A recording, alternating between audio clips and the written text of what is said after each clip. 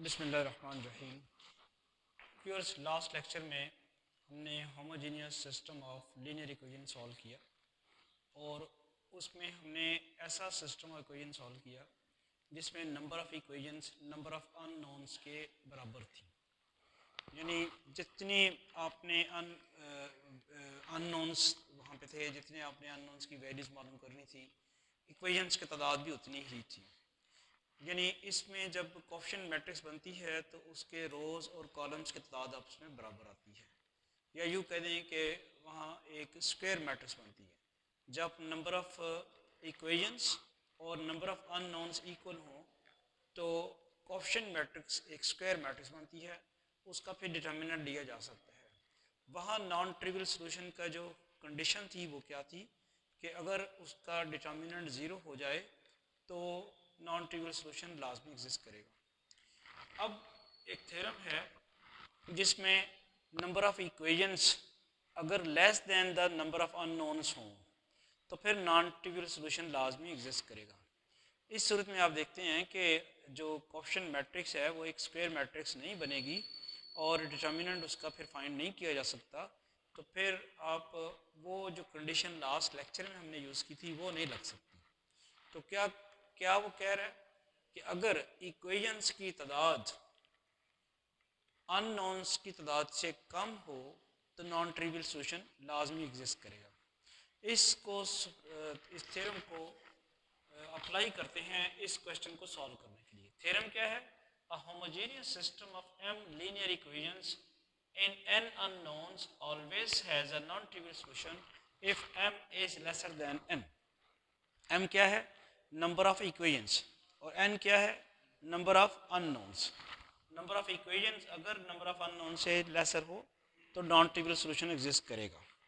इस वक्त जो क्वेश्चन अंडर कंसिडरेशन है, क्वेश्चन नंबर 6, इसमें अननोन्स कितने हैं? x1, x2, x3, x4, 4 unknowns हैं और इक्वेशंस कितनी हैं? 3। तो ये तो क्राइटेरिया थ्योरम का मीट करता है ना ये क्वेश्चन।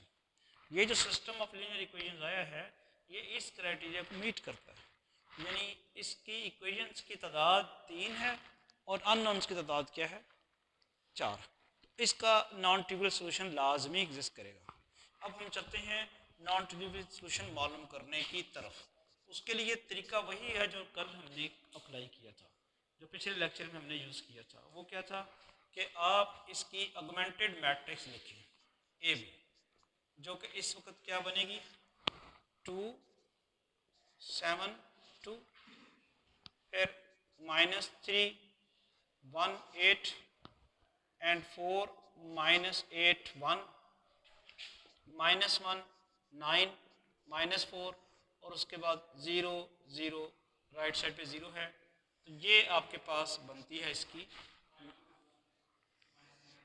जी यहाँ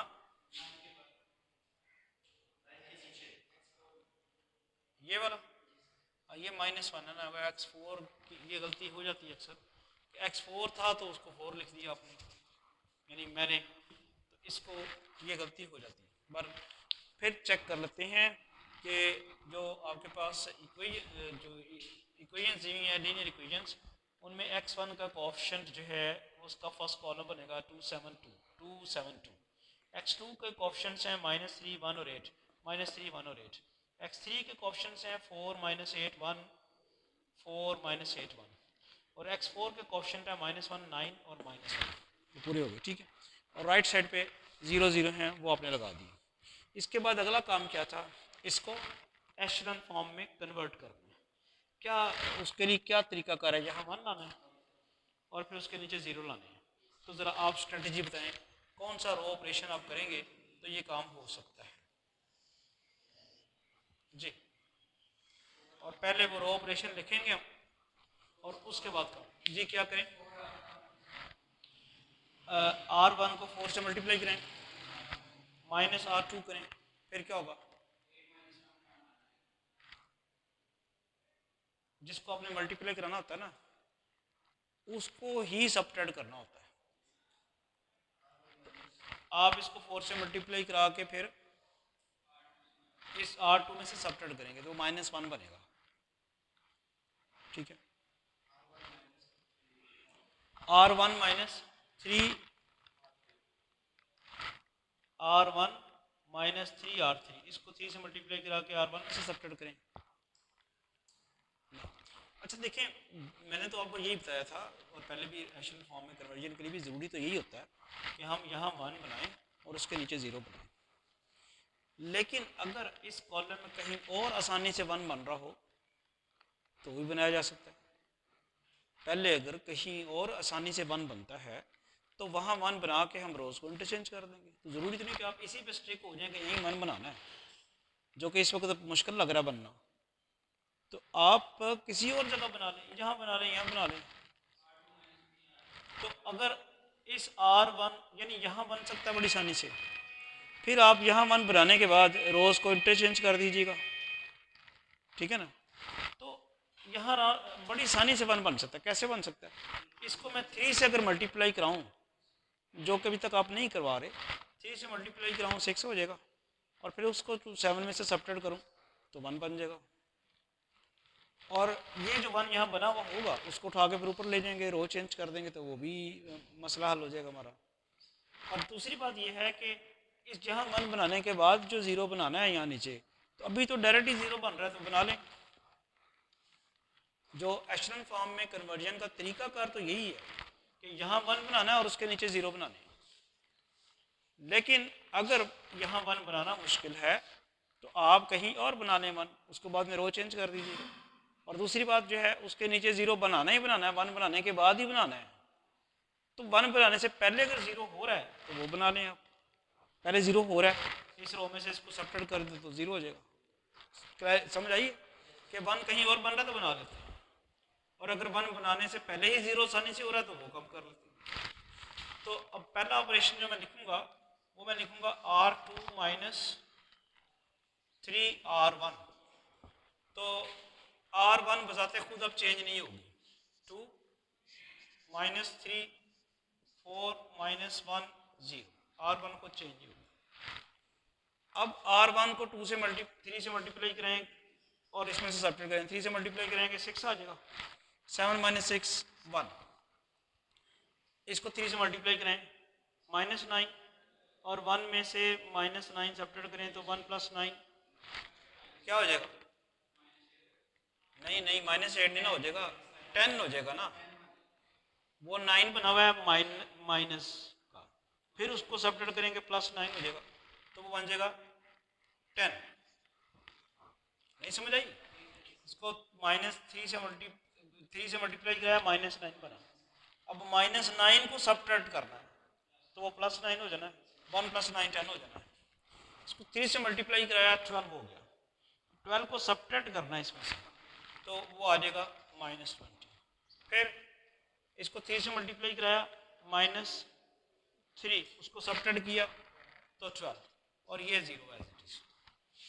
तो चलें, अब यहाँ 1 बन गया, और ये जो इसके नीचे 0 आसानी से बन रहा है, और वो किस ऑपरेशन से बन रहा है? वो बन रहा है R3 माइनस R1, यानी R3 जो है इसमें से आप इसको सब्ट्रैक्ट कर दें, क्या बनेगा? 0। 8 में से इसको सब्ट्रैक्ट करेंगे तो 11, 8 माइनस माइनस 3 अल्टीमेटली 8 प्लस 3 बन जाएगा। फिर 1 माइनस 4 माइनस 3 और minus 1 plus 1, this will be 0। तो देखना कोई ऑपरेशन जो है हमने गलत तो नहीं किया। R3 इसमें से इसको सब्ट्रैक्ट किया 0, 8 में से ये 11, फिर 1 में से ये माइनस 3 और इसमें से सब्ट्रैक्ट किया तो 0 आ गया। अब मसला तो ये था कि ये ऊपर 1 बनना चाहिए, तो वो मसला हम रिजॉल्व कर लेते हैं। वो कैसे रिजॉल्व कर लेंगे? इंटरचेंज करके, यानी किस किस रो को इंटरचेंज करना है? रो 1 और रो 3 सॉरी रो 2, रो 1 और रो 2 को इंटरचेंज कर दें आप। क्या हो जाएगा? 1 10 माइनस 20 12, 1 10 माइनस 20 12 0, यानी ये 1 10 माइनस 20 12, ये सारी रो पर चली गई, ऊपर वाली सारी रो नीचे आ गई। 2 माइनस 3 4 माइनस 1 0, और ये वाली रो चेंज नहीं होगी, 0 11 -3 0 और 0, ये पार्टीशन आप कर रहे हैं, ठीक है। जो बनाना था वो बन गया। अगला स्टेप आप मुझे सजेस्ट करेंगे क्या हो सकता है? यहाँ 0 लाना कैसे? सबसे पहले आप ऑपरेशन लिखें जी। ऑपरेशन क्या है? R2 - 2 R1, इसको 2 से मल्टीप्लाई किया R1 को, इसमें R1 खुद तो चेंज नहीं ना होगी। 110 - 20 12 0। बार बार मैं बता रहा हूँ आपको, जब आपने किसी रो को मल्टीप्लाई करा के किसी रो में से सब्ट्रैक्ट या ऐड करना है तो फिजिकली मल्टीप्लिकेशन नहीं करानी है आपको, अपने माइंड में करानी है और वो चेंज नहीं करना उसको। चेंज वो रो होगी जिसमें से जाके आप सब्ट्रैक्ट करेंगे। ये है 2 - 2 किया तो क्या आ गया? 0। फिर -3 और -20 -23, 4 और +40 44, और ये क्या बने? -1 -24, तो क्या बन जाएगा? और ये वैसे ही क्या किया हमने? 2 से मल्टीप्लाई करा के इसको 2 से मल्टीप्लाई करा के इसमें सब्ट्रैक्ट किया। 2 से मल्टीप्लाई कराया तो सब्ट्रैक्ट किया तो -23 आ गया। 2 से मल्टीप्लाई कराया 40 और सब्ट्रैक्ट किया तो 44। 2 से मल्टीप्लाई कराया 24 और उसको सब्ट्रैक्ट किया तो -25 आ गया। यहाँ क्या है? 0 11 -3 0 0। ठीक होगी बात? क्या हुआ? 1 भी बन गया, उसके नीचे 0 भी बन गया। यहाँ 1 बनाना है, कैसे हो सकता? हाँ, -23 से डिवाइड करते हैं, यानी आपने उस काम से बाज नहीं आना जिससे मैं आपको बाज कर रहा हूं। ठीक है, मैंने कहा था डिवाइड उस वक्त करना है जब आप फंस जाएं, कुछ नहीं हो सकता तब करना। देखिए, अगर आप यहां से -23 से डिवाइड करके यहां तो मान बन जाएगा, लेकिन अगला बड़ा बेड़ा गर्क हो जाएगा। 44 ओवर -44/23 आएगा। उसकी कैलकुलेशन हमसे तो रो ऑपरेशन जब हम कर रहे होते हैं ना मैट्रिक्स के, तो हमसे तो 2 जमा 3 5 नहीं हो रहा होता, गलत हो जाता है वो। फ्रैक्शन की तो बहुत ही प्रॉब्लम बनेगी, उसको अवॉइड करना। जी आप क्या बता रहे हैं? यस, ये R2 है, इसको 2 से मल्टीप्लाई करा के इसमें ऐड कर दें, वो कर 22 और वो ऐड होगा तो -1 आ जाएगा। -1 की खैर है, 1 नहीं डायरेक्ट बन रहा, कोई मसला नहीं है। -1 बन गया, फिर नेगेटिव साइन मुकम्मल निकाल लेंगे। तो ये बेहतर हल है। डिवीजन कराने में मुझे कोई मसला नहीं है, आप खुद प्रॉब्लम में आ जाएंगे और साथ मुझे भी प्रॉब्लम में ले आएंगे। तो हमने क्या करना है? R2 + 2R3, R1 वैसे रहेगी 1 10 -20 12 और 0। अब R2 ने चेंज होना है, तो ये इसको 2 से मल्टीप्लाई करा के इसमें ऐड करेंगे तो 0 का 0 रहेगा। 2 से मल्टीप्लाई कराया 22 हुआ, इसमें ऐड किया तो -1। 2 से मल्टीप्लाई कराया -6 हुआ, इसमें ऐड किया तो 38। शाबाश। फिर इसको 2 से मल्टीप्लाई कराया -50 इसमें ऐड करें तो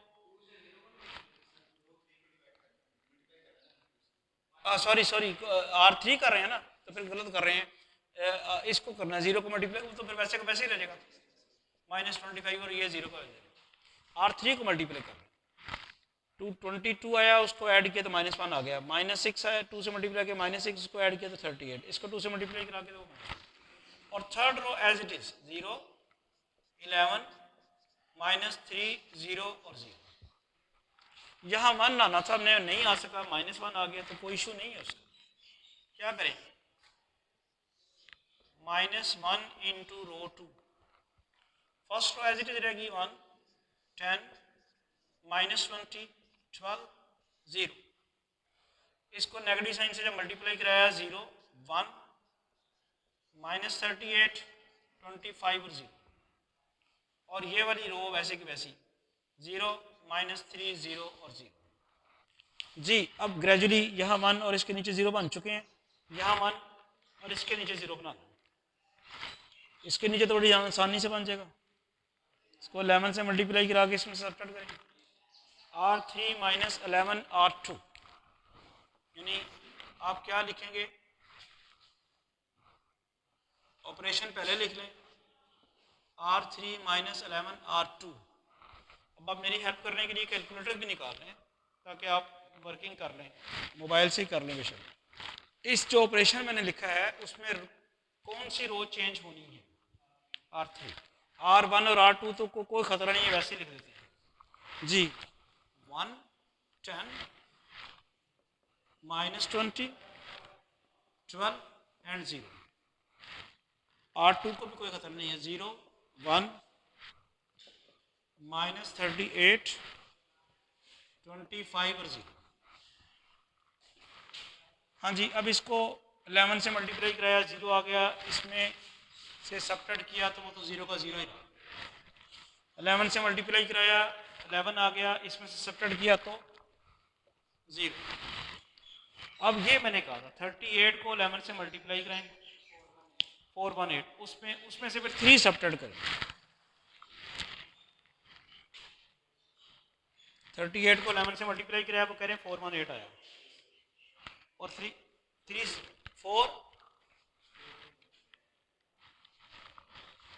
38 को 11 से मल्टीप्लाई कराया और उसमें से 3 सब्ट्रैक्ट किया, 415। और उसके बाद इसमें क्या करना है, 25 को 11 से मल्टीप्लाई कराएं, क्या आता है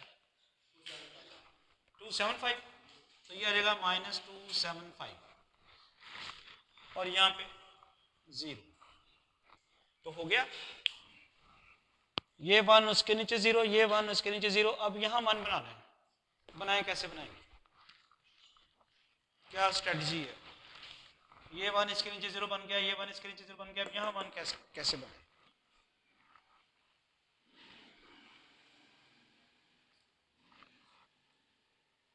जवाब देना चाहिए आपको।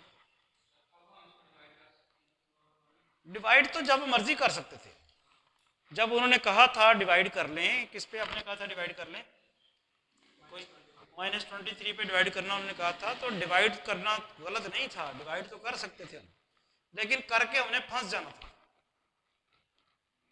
फ्रैक्शन में ऐड करना सब्ट्रैक्ट करना हमारे लिए मुश्किल हो जाता था। अब क्या करें, अब देखो, अब जब डिवाइड करने के बगैर कोई चारा नहीं है तो आप जवाब नहीं दे रहे, अब और क्या कर सकते हैं, अब डिवाइड करने के अलावा कोई चारा नहीं है। आप यहाँ 1 कैसे बनाएंगे बताएं, रो ऑपरेशन करना है और यहाँ 1 कैसे बनेगा। अगर आपने इसको डिवाइड ना किया, कोई रो ऑपरेशन किया, तो ये जो बने बनाए 0 है इनमें से कोई 0 खराब हो जाएगा। मसलन अगर आपने सेकंड रो का इस्तेमाल किया तो यहाँ 0 खराब हो जाएगा, अगर आपने फर्स्ट रो का इस्तेमाल किया तो ये 0 डिस्टर्ब हो जाएगा, वो ये वाला 1 जो है इसको डिस्टर्ब कर देगा, ये वाला 1 इसको डिस्टर्ब कर देगा। तो अब तो हमारे पास कोई ऑप्शन है ही नहीं, अब तो आपने यही करना, डिवीजन के अलावा हमारे पास कोई ऑप्शन नहीं। 1/4 1 5 R3, 1 फर्स्ट रो वैसे ही 1 10 -20 12 0 0 1 -38 25 0 0 0, ये 1 आ गया। और इसको ज़रा डिवाइड करके देख लें कि -275 को अगर आप 415 पे डिवाइड करते हैं तो 5 पे तो मेरा ख्याल डिवाइड हो ही जाएगा। इसके अलावा भी चेक करें कि सिंपलेस्ट फॉर्म में फ्रैक्शन क्या आती है। तो अब देखते हैं कि -275 को 5 पे डिवाइड करें तो -55 आता है और 415 को आप डिवाइड करें तो 83 आता है। तो इसका मतलब फिर यहाँ पे क्या बन गया, -55/83। ठीक, अब जैसे मैं कहता हूँ कि आप इसको रिड्यूस डेसिमल फॉर्म में कन्वर्ट कर लें तो बड़ा आसान होगा। रिड्यूस डेसिमल फॉर्म में कैसे होगा, अब ये लास्ट 1 जो है हमारा, इसके ऊपर 0 बनाने, इधर तो 1 आप ला नहीं सकते, ना यहाँ नहीं है क्योंकि ये स्क्वायर मैट्रिक्स नहीं है। इसके ऊपर 0 बनाने के लिए अब देखें क्या कौन सा ऑपरेशन करना पड़ेगा। उस सबसे पहले ऊपर भी यहाँ भी 0 लाना, क्या करना पड़ेगा, R1 + 20 R3, इसको 20 से मल्टीप्लाई करा के इसमें ऐड करना। अब ये देखें जो मैं आपको बार बार फ्रैक्शन से कहता था, रोकता था ना, अब देखिए कितना मुश्किल काम होगा, चेक करें जरा। बहरहाल R3 को 20 से मल्टीप्लाई कराया, इसमें ऐड किया तो 1 का 1 ही रहेगा। 20 से मल्टीप्लाई कराया, इसमें ऐड किया तो 10 का 10 ही रहेगा। 20 से मल्टीप्लाई करा के इसमें ऐड करेंगे तो 0 हो जाएगा।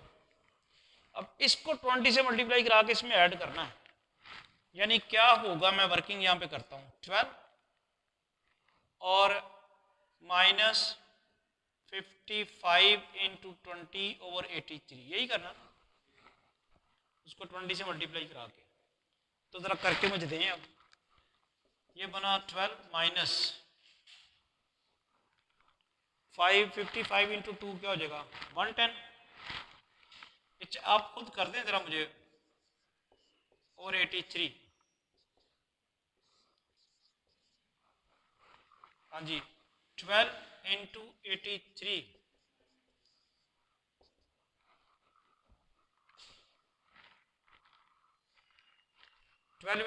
किसके बराबर है? 996 माइनस 1100 ओवर 83। जी क्या बना?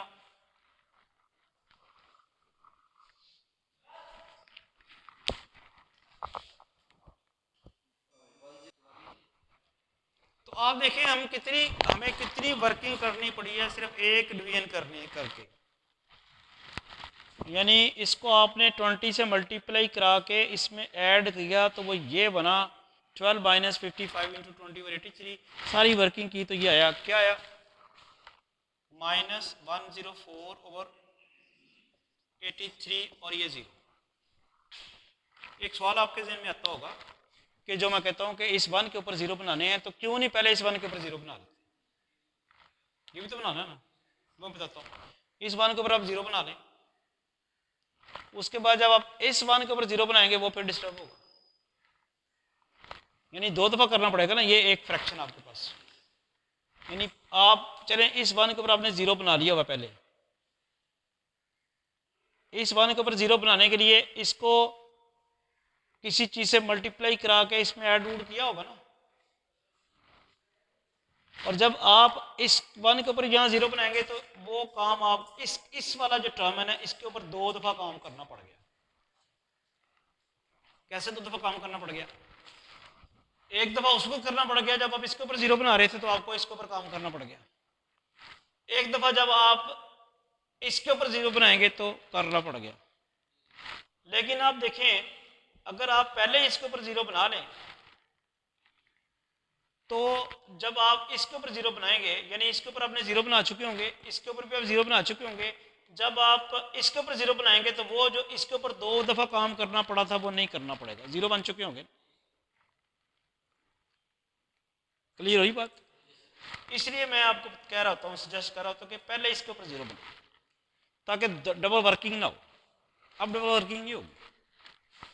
जी क्या बना? ये वाला जो 1 था इसके ऊपर 0 बन गया, और उसके बाद इसके ऊपर भी 0 बना लें, इस 1 के ऊपर भी 0 बना लें। इसी 1 की बात हो रही है ना। जैसे इस 1 के नीचे सारे 0 बनाए थे, इस 1 के नीचे 0 बनाए, तो अब इस 1 के ऊपर सारे 0 बनाने हैं। मैंने फर्स्ट रो का 0 बनाया। एक मैं अब दूसरा ऑपरेशन लिखता हूं। दूसरा ऑपरेशन क्या है? मैंने यहां 0 बनाना है। क्या करना होगा? R2 plus 38 R3। शाबाश, सही बताया। चैलेंज करते हैं अब जरा। 38 से मल्टीप्लाई करा के इसमें ऐड करें, वो तो 0 का 0 रहेगा। 38 से मल्टीप्लाई करा के इसमें ऐड करें, वो 1 का 1 ही रहेगा। 38 से मल्टीप्लाई करा के इसमें ऐड करें 0, यहाँ तक तो सब खैर खरीद है। बेड़ा करा तो यहाँ पे होना। ये ऑपरेशन लिखें जरा, क्या होगा? 25 माइनस 38 इंटू 55 ओवर 83। इसको 38 से मल्टीप्लाई करा के उसमें ऐड करना है। अब ये सारी वर्किंग जरा आप मुझे कर दें, सही करके देना, और फिर मैं यहाँ पे लिख देता हूँ। तो ठीक है जी, अब आपने वर्किंग कर ली है, तो इसका आंसर क्या आया है जी? Minus 15 over 83। चलें जी, शाबाश, ये आ गया। अब हम यहाँ पे लिख लेते हैं माइनस 15 ओवर 83। रो 3 ने तो कुछ चेंज नहीं ना होना। तो रो 3 तो ऐसे ही रहेगी 0 0 1 माइनस 55/83 और ये मैं 0 लिखने भूल गया, इधर आप लिख लें 0, इधर भी एक 0 हमने मिस कर दिया। होमोजेनियस इक्वेशन है, राइट साइड पे सारे 0 हैं, अदरवाइज अगर आप कोई चीज़ मिस कर देते 0 के अलावा कोई चीज़ होती तो फिर प्रॉब्लम होनी थी। नहीं जी, लकीली इस 1 के ऊपर तो सारे 0 बन गए, अब इस 1 के ऊपर 0 बनाना है। देखिए अब आप इस 1 के ऊपर 0 बनाएंगे ना तो आप इसके ऊपर कोई ऑपरेशन एक्स्ट्रा नहीं कर रहे होंगे क्योंकि यहाँ 0 बना हुआ है, वरना तो आप डबल डबल काम करेंगे। अब क्या कौन सा ऑपरेशन लिखना है? सबसे पहले आप ऑपरेशन लिखेंगे जी R1 minus 10 R2, R1 minus 10 R2। अब R1 ने चेंज होना है, इसको 10 से मल्टीप्लाई करा के इसमें से सब्ट्रैक्ट करें तो 1 का 1 ही रहेगा, 10 से मल्टीप्लाई करा के इसमें सब्ट्रैक्ट करें 0 आ जाएगा, 10 से मल्टीप्लाई करा के सब्ट्रैक्ट करें 0 आ जाएगा। अब ये मसला हुआ क्या है जी, माइनस 104 डिवाइडेड बाई 83 और इस ये ऐड हो जाएगा फिर 150/83, ये नहीं समझ आई? माइनस 104/83 और इसको 10 से मल्टीप्लाई कराया वो माइनस 50/83 हो प्लस सब्ट्रैक्ट भी करना है, ये बन गया 46/83, इधर 0 जी। और तो अब सब कुछ हो गया है, 0 1 0 माइनस 15/83, फिर 0 0 1 माइनस 55/83, ये 0 ही आएंगे, ठीक है। अच्छा माइनस चेक करें क्या गलती तो नहीं कर दी हम। अच्छा जी अब देखें बैकवर्ड सब्स्टिट्यूशन पे जाएंगे, ये किसका कोएफिशिएंट था? x1 का, ये x2 का, ये x3 का और ये x4 का। तो बैकवर्ड सब्स्टिट्यूशन से क्या बनेगा, x1 plus 46/83 x4 is equal to 0। ये x2 का कोएफिशिएंट है, x2 वो क्या आ गया x2 माइनस और वो x4 का है, x2 minus 15/83 x4 is equal to 0 और ये x3 का है जी, x3 minus 55/83 x4 is equal to 0। अब देखें x1 x2 और x3 तीनों की वैल्यूज जो हैं वो इन टर्म्स ऑफ x4 आ रही हैं, तो यानी अगर हम x4 की वैल्यू k सपोज कर लें, ठीक है, तो हमारे पास x1 की वैल्यू ये आ जाती है, या इस हालत में भी अब लिख सकते हैं, यानी इनके आंसर्स आप ऐसे लिख सकते हैं x1 is equal to minus 46/83k, x2 is equal to 15/83k and x3 is equal to 55/83k and x4 is equal to k, where k belong to R and k is non-zero, non trivial solution के लिए, trivial solution के लिए k 0 होगा जी। क्या पता चला हमें कि यहाँ से x1 की वैल्यू आती है माइनस 46/83 x4 को मैंने k कह दिया तो माइनस 46/83 k आ गया। यहाँ से x2 की वैल्यू आती है 15/83 x4 को मैंने k कह दिया हुआ है। x3 की वैल्यू आती है 55/83 x4 को k कह दिया हुआ है। तो आपके सारे answers x1 x2 x3 in terms of x4 आए हैं, x4 को आपने k कह दिया और वो ये आपका सोल्यूशन आ गया। These are the non trivial solutions. कितने हैं वैसे? इन्फिनिट। तो आज के लेक्चर में हमने क्या किया, पहले तो एक रिज़ल्ट देखा जो कि प्रूव नहीं किया, यकीनन आपके सिलेबस में ये नहीं है प्रूफ इसका। हायर एडवांस मैथमेटिक्स अगर आप कभी पढ़ें तो उसका प्रूफ मिल जाता है। क्या है कि अगर नंबर ऑफ अननोन्स ज़्यादा हो नंबर ऑफ इक्वेशन से in the homogeneous system of equations, then non trivial solution जरूर एग्जिस्ट करेगा। नंबर ऑफ इक्वेशंस कम हो नंबर ऑफ अननोन से तो नॉन ट्रिवियल सोल्यूशन जरूर एग्जिस्ट करेगा। नॉन ट्रिवियल सोल्यूशन हमने फिर रो ऑपरेशन से निकाला और वो इन टर्म्स ऑफ के आ गया। और मुझे उम्मीद है कि आपको ये मेथड समझ आ गया होगा। अब हम ये इस तरह का क्वेश्चन और कोई नहीं करेंगे। आप माशाल्लाह बड़ी क्लास में हैं तो आप ये खुद करें। अलबत्ता अगर कोई आप क्वेश्चन करते कोई प्रॉब्लम है तो मेरे साथ डिस्कस करें। Thank you.